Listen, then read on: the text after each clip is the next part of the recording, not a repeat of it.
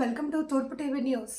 శ్రీకాకుళం జిల్లా పలాస నియోజకవర్గం కంబీరిగాం revenue village పరిధిలో సర్వే నెంబర్ 33-1A కొన్ని నెలల నుండి అక్రమంగా గ్రావెల్ వేస్తున్నారు అనే దానిపై మీడియాలో గుట్టలుగా కథనాలు వచ్చేసరికి రెవెన్యూ మరియు మైన్స్ అధికారులు స్థలాన్ని పరిశీలించి ఇది అక్రమంగా చేస్తున్నారు అని నిర్ధారణ చేసుకుని 33/1A యాజమాని కోరాడ శ్రీనివాస్కు పోస్టల్ ద్వారా నోటీస్ పంపించారు.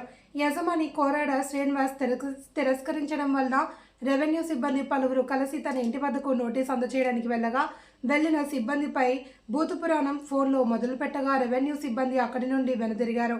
స్థల యజమాని కోరాడ శ్రీనివాస్ రెవెన్యూ కార్యాలయం వద్దకు వెళ్లి తన ఇంటికి ఎవడెవడు వచ్చాడో అట్టు వినకూడని విధంగా భూతుల పురాణం మొదలుపెట్టేసరికి రెవెన్యూ అధికారులు పోలీసులకు ఫిర్యాదు చేయగా రెవెన్యూ కార్యాలయానికి చేరుకునేసరికి పోలీసులు అంతా ప్రశాంత వాతావరణమైనది.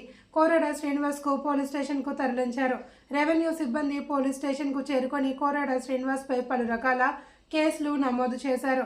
రెవెన్యూ సిబ్బంది మీడియాతో మాట్లాడుతూ, మేము నిత్యం ప్రజలకు మధ్యలో ఉంటాము, మాపై ఎటువంటి దౌర్జన్యం చేస్తే మాకు రక్షణ ఎవరు బాధ్యత తీసుకుంటారు అని వీఆర్ఓల సంఘం జిల్లా కార్యదర్శి శ్రవణ్ తెలియజేశారు. మాకు ఇక్కడ న్యాయం జరగకపోతే ఆంధ్రప్రదేశ్లో పనిచేస్తున్న వీఆర్ఓ అంతా కలిసి పోరాటం చేస్తామన్నారు. నా పేరు శ్రావణ్ కుమార్, నేను జిల్లా వీఆర్ఓ అసోసియేషన్ కార్యదర్శిని. మరి ఈరోజు జరిగినటువంటి వీఆర్ఓపై జరిగినటువంటి దారుణం మరి ఖండిస్తూ ఉన్నాం. ఇటువంటివి చేస్తే మేము ఉద్యోగాలు ఏ విధంగా చేయాలి?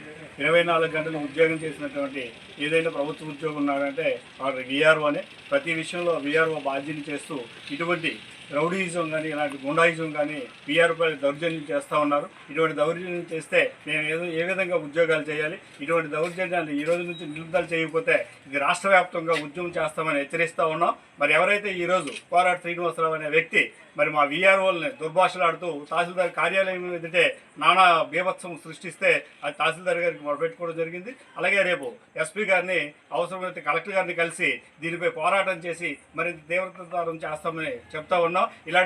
ఇటువంటి దుశ్చర్యలు ఎవరు పాల్పడినా తగిన బుద్ధి చెప్తామని వీఆర్ఓల తరఫున హెచ్చరిస్తూ ఉన్నాం. మరి ఇదే విషయం కలెక్టర్ గారికి మరి మా ఎస్పీ గారికి చెప్పి సరైన రక్షణ మాకు కల్పించకపోతే మేము విధులు చేయలేమని కూడా తెలియపరుస్తూ ఉన్నాం. ఇటువంటి దుశ్చర్యలు ఇంకెక్కడా జరగకూడదని మేము తీవ్రంగా ఖండిస్తూ ఉన్నాం. కబీర్గా వీఆర్ఓ నోటీసు మైనింగ్ నుండి వచ్చిందండి ఎంఆర్ ఆఫీస్కి. అది పట్టుకుని ఆయనకు సపోర్ట్గా నేను ఫైనాన్షియల్ వీఆర్ఓ కలిసి వెళ్ళాను, లక్ష్మీపురం వీఆర్ఓ ముగ్గురు కలిసి వెళ్ళాం సార్. అంటే అసలు కోరాడ శ్రీనివాసరావు గారి ఇంటి దగ్గర లేనందువల్ల ఆయన ఫోన్ నెంబర్ తీసుకొని ఆయనకు ఫోన్ చేశారు. కేదారపురం వీఆర్ఓ గారు ఫోన్ చేస్తే ఆయన ఫోన్లోనే విపరీతమైన దుర్భాషలు మాట్లాడుతూ తిడుతూ ఆఫీస్కి కూడా వచ్చి ఆఫీసులో చూపించారు. అప్పుడు తహసీల్దార్ గారు వచ్చి తహసీల్దార్ గారి సమక్షంలో పోలీస్ స్టేషన్కి అతనికి హ్యాండ్ ఓవర్ చేసి చేస్తారు.